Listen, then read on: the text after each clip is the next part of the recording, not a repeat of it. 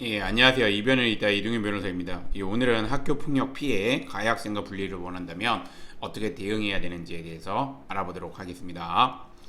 제가 이제 오늘의 주제를 선택하게 된 이유는 학교 폭력 피해를 당한 경우 가해 학생과 분리가 되지 않아서 어떻게 하면 분리를 시킬 수 있는지 이렇게 문의를 하시는 분들이 많은데, 그거에 대해서 간략하게나마 답변을 드리고자 오늘의 주제를 선택해 보았습니다.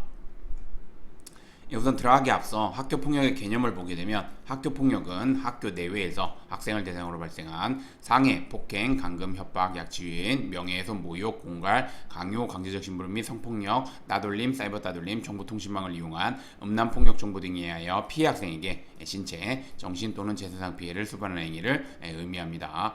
이 학교 폭력의 개념을 정확하게 아셔야지 대응할 수 있기 때문에 말씀드리는 부분입니다.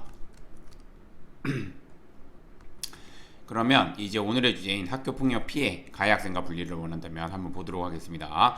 학교폭력 피해를 당해 가해 학생과 분리를 원한다면 학교에서 별도로 조치를 취해주지 않는 경우 피해 학생과 학부모는 적극적으로 분리 조치를 해줄 것을 학교에 어필해야 합니다. 학교폭력 예방 및 대책에 관한 법률은 학교의 장은 학교폭력 사안을 인지한 경우 피해 학생의 반대 의사 등 특별한 사정이 없으면 지체 없이 가해 학생과 피해 학생을 분리하여야 하며, 피해 학생이 긴급 보호를 요청하는 경우에는 1호, 그 다음에 2호, 6호, 그 밖에 피해 학생의 보호를 위한 조치 이런 걸 할 수 있다고 규정하고 있기 때문입니다.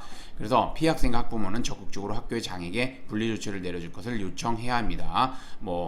보통 이제 분리 조치를 하면서 요 분리하여야 한다 이런 것도 있지만, 이제 요 6호 그 밖에 피해 학생의 보호를 위한 필요한 조치를 할 수 있기 때문에, 이게 재량으로 되어 있기 때문에 요 6호를 근거로 해가지고 피해 학생이 만약에 반이 다르면 이제 굳이 이제 학습적인 거나 그런 이유가 아닌 한 그 피해 학생이 있는 반에 오지 못하도록 하거나 그 외에도 별도로 여러 가지 조치를 취할 수 있기 때문에, 이걸로 이제 이걸 근거로 해가지고 이제 요청을 해야 되는 부분입니다. 이때 피해 학생과 학부모는 단순히 감정적으로 가해 학생과 분리를 요청하기보다는 사안에 중대하고, 그다음에 피해 학생의 심리적 상태가 불안하고, 그다음에 가해 학생이 보복성 행위가 이루어지고 있다는 것에 대해서 법률적인 관점에서 합리적으로 주장하는 내용의 의견서를 이제 학교장한테 좀 제출을 해야 됩니다. 그래야지 이제 아무래도 이제 학교장 같은 경우도 이제 그 의견서나 이런 거를 바탕으로 해가지고 거기에 있는 법률적 근거, 그다음에 이제 그게 아무래도 서면으로 제출하다 보니까 그것도 이제 하나의 구두로 하는 것보다 하나의 이제 그 기록이라면 기록이 될 수 있기 때문에, 그래서 이런 의견서를 좀 제출을 해야지 이제 말 그대로 좀 학교장 입장에서도 이렇게 조치를 좀 수월하게 내려주는 경우가 있습니다. 그래서 이렇게 제출을 해야 된다는 거 또 말씀드리겠습니다. 그래서 오늘의 주제를 좀 정리를 하자면, 학교 폭력의 피해를 당한 경우 보복 등이 우려되는 경우가 있습니다. 이때 피해 학생과 학부모는 적극적으로 대응해 가해 학생과 분리 조치를 취해야 됩니다. 아니면 2차 피해가 발생할 수 있고 2, 3차 피해가 계속해서 발생할 수 있습니다. 그리고 학교장이 만약에 조치를 취해주지 않으면 이제 아무래도 법률적인 관점에서 이제 의견서나 아니면 이제 적극적으로 좀 대응해야 되는 부분이 있기 때문에 피해 학생과 학부모가 혼자서 대응하기에는 좀 제한사항이 많을 수 있습니다.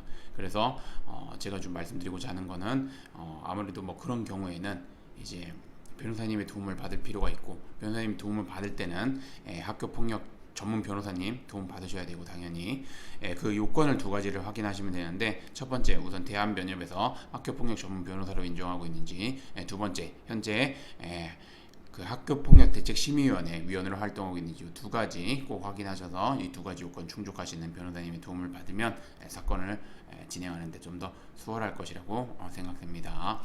오늘의 주제는 여기까지 마치겠고, 저는 이변에 있다 이동현 변호사였습니다.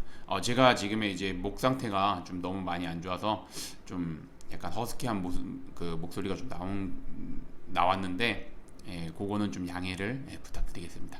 오늘은 여기까지 마치겠고, 저는 이변에 있다의 이동현 변호사였습니다. 감사합니다.